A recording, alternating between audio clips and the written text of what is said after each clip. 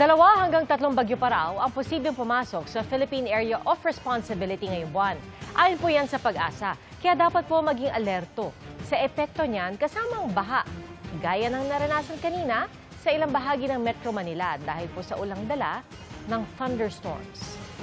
Nakatutok si Nico Wahe. Biglang buhos ang ulan magtatanghali kanina sa ilang bahagi ng Metro Manila. Sa Quezon City, pag-ulan na may kasamang kulog at kidlat ang naranasan. Ang ilang riders napilitan tuloy sa milong. Bumuhos din ang ulan sa Santa Mesa sa Maynila, kaya ang daloy ng trapiko bumigat. Sa ilang bahagi ng pinagbuhatan Pasig, bumaha rin dahil sa lakas ng ulan. Thunderstorms ang nagdulot ng ulan sa ilang lugar sa Metro Manila kanina, ayon sa Pag-asa. Ang mga pag-ulang dala rin ng localized thunderstorms ang naramdaman sa Tagoloan, Misamis Oriental mula pa noong Huwebes. Kaya ang paaralang ito pinasok na ng baha. Mauna ni siya karon ang among room. Tulong-tulong muna sa paglilimas ng tubig ang mga estudyante at guro.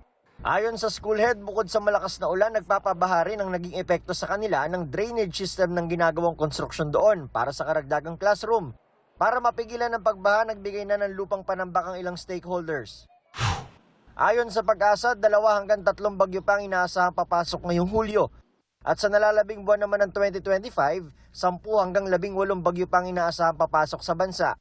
Pero hindi raw sinlakas gaya nung nakaraang taon, kung kailan may pagkakataon na 6 na sunod-sunod na bagyo ang pumasok sa bansa mula Oktubre hanggang Nobyembre. Ang ilan ay nasa typhoon at super typhoon category pa. Pero wag daw magpakampante dahil magdadala pa rin ng mga papasok na bagyo ng mga pag-ulan at malakas na hangin. Para sa GMA Integrated News, Nico Wahe, nakatutok 24 oras.